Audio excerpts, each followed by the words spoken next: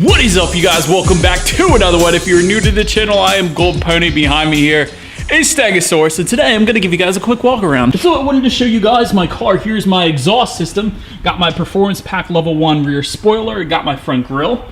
I got my hood. It's still to be assembled in this box. And the Performance Pack Level 1 front splitter along with some other stuff. Just kidding. Cervini, of course, completely modified Stegosaurus. Looks absolutely amazing once again. But so I've had some requests regarding the simple question, does a Mustang make a good daily driver? And so figured I answered that in this video. So what we are going to do today, I'm going to head down to my parents' house in Maryland. I'm in Pennsylvania, but it's about an hour and 15 minutes-ish. So I'm going to set the trip. We're going to test the miles per gallon. I'm going to tell you guys about the ride quality, what I would do differently maybe with the ride quality to make it even more manageable. All in all, I'll let you guys know how many miles per gallon I get on my drive down there, and I'll let you know my thoughts on whether or not the 2019 Ford Mustang would actually make a good daily driver. So not only that, we're heading down to my parents' house so I can pick up my Sheltie, my dog, and so I'm going to show you guys. Hopefully we can fit the crate in here along with him and whatever else. So it should be a fun drive, and thank you guys for joining me, and we are going to find out if the Mustang is a good daily driver.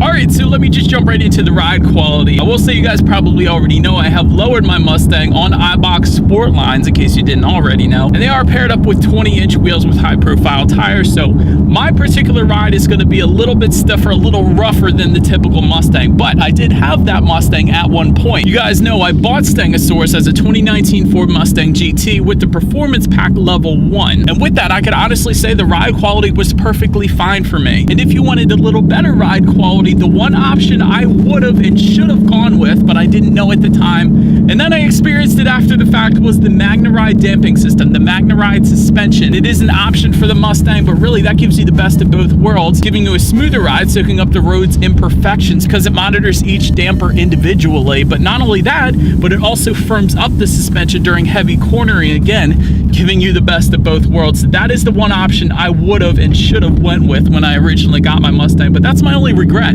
Everything else I'm perfectly fine with, and even now with it lowered on iBox Sport lines, which has the most aggressive drop for the 2019 Mustang as far as I know, it still rides fine, at least in my opinion. It doesn't bother me, and that was part of the reason I did not go with it, because you are kind of limited when it comes to suspension upgrades if you went with the MagneRide damping system, and I planned on modifying it right off the bat, so, and I knew that, which was part of the reason I didn't go with that. But if you do not plan on modifying your 2019 Mustang, definitely go with that MagneRide damping system if you value a smoother ride. So that is one thing as far as daily driving goes, I would definitely recommend on that part. But as I originally told you guys, I did reset the trip, so we are off to Maryland here. Let's see how many MPGs I can get in Stegosaurus here. By the way, the Mustang does take premium unleaded fuel, in case you were curious. So that's the 91 octane and up, preferably 93 octane, of course. But so let's go ahead and enjoy the drive. And I actually have 69 miles until I hit empty here, so I guess you guys will see how much it costs to fill up a 2019 Mustang GT as well while we're at it. So I'm gonna have to stop at one point to get gas on this trip, so that'll be kind of cool for this video as well.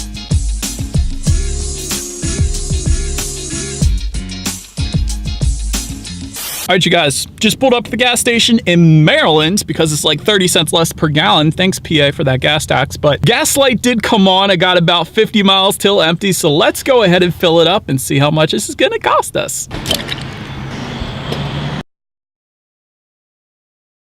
All right, you guys, honestly, $42 really isn't all that bad. That's part of the reason I come to Maryland, because it would have been, well, a little bit more expensive than PA. I guess not much, but still, check out these MPG numbers so far. 24.7. All right.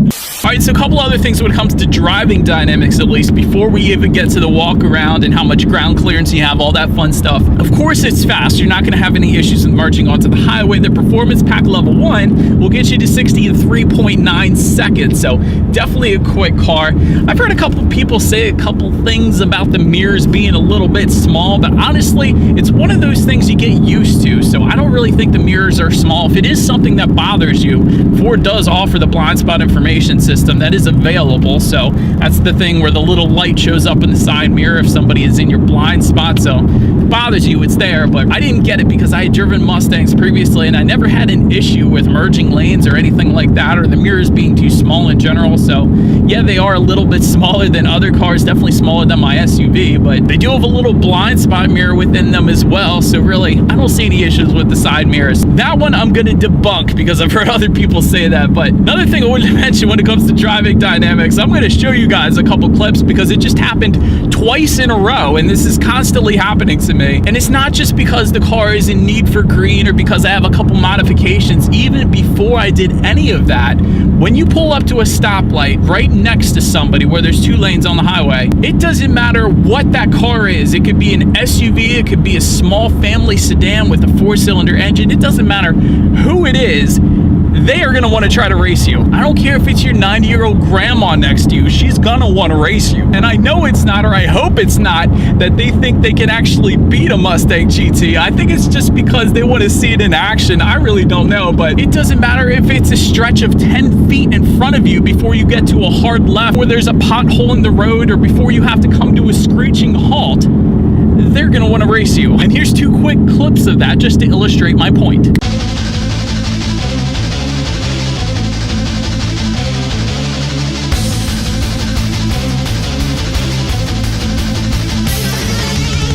So like I said, Dodge Durango, family SUV, wanted to race, and then a Chrysler sedan with a 4-cylinder engine floors it off the green light thinking that I'm gonna race them. I don't think so. It's all well and good maybe if you're on a back road, not in a residential neighborhood with just open land in front of you. Maybe you can do that on the street. Definitely do it on the drag strip, but do not do it in heavy traffic like these 2 idiots want me to do. All it takes is one slip up for you to hit some kid in a car in front of you, and then you're gonna be regretting it for the rest of your life. And I'm done preaching. What I'm trying to get at is you're gonna get some offers for races. That's all I'm saying. And this car would not lose if I raced them, but I'm not going to do that in rush hour traffic.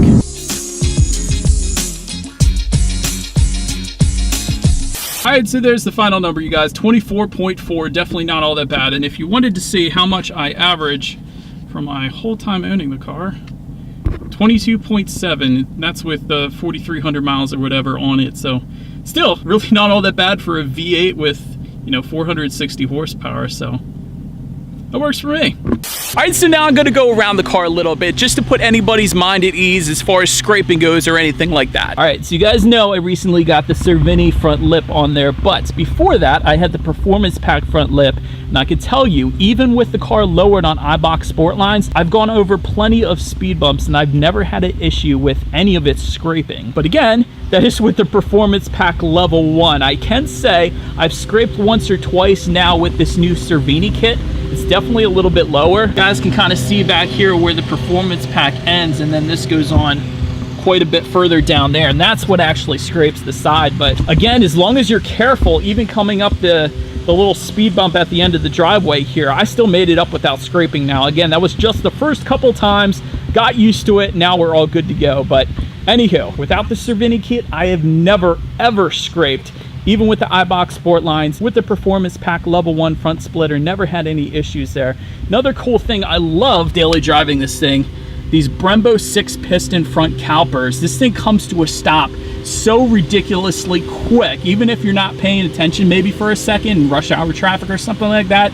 You hit these brakes, this thing is going to bring you to a screeching halt in a half a second. It's absolutely amazing. As far as the back goes, I do like that the reverse light is down low and not like somewhere up top of the car or something like that. So definitely lights what is behind you very well, even with the tint that I put on it actually. So also a fan of that. Rear view camera comes standard on every single Ford Mustang, of course including the Ford Mustang GT, so that's definitely helpful for daily driving as well. Also, when it comes to daily driving, I love that the gas cap is capless, so I don't have to worry about any dangling gas caps scratching that up. But I feel like at this point I'm getting a little off topic, so what I am essentially trying to say to you guys is yes, you can daily drive a Ford Mustang GT, and of course a Ford Mustang EcoBoost as well. I didn't really mention it that much because it's the GT, but still, Ford Mustang GT is easily daily drivable. Not going to scrape on anything, even if you go with the Performance Pack Level 1. Yes, the gas costs a little bit more than the regular unleaded, but that's really with any Mustang because they all take premium unleaded. So either way, you got to do that. So you might as well get the Ford Mustang GT with the V8 and have a little bit more fun. So if you're looking for a black and white answer, that is it. I would definitely recommend this as a daily driver. And so, but there is one more thing we have to try to do just so I can show you guys the capability of the cargo capacity. I fit 4 wheels and tires in that thing before. Let's now go pick up my dog here, put the kettle in the back and all that, and yeah, let's go from there. All right, it's the same situation when I put the wheels and tires in here. The trunk, here, let me show you. The opening for the trunk is, you know, it's from here to here, so it's not the widest, and the cage was a little too big to fit in through the trunk, so what I had to do is come around to the side. I folded this all the way forward, and that gave me just enough room to fit that thing right in there. So what I then therefore have to do, unfortunately, is this is what I always do. I just put my dog in the trunk. He makes his way up to the back, and he's got a little bit of room back there, so let's go get him. All right, so I'm going to end the video now because I don't want to put my dog in a hot car while I finish my outro here. So let me go get Max here, and be sure to like the video and subscribe. Feel free to follow me on social media at the bottom of the screen there, and I will see you guys in the next video. Stay gold.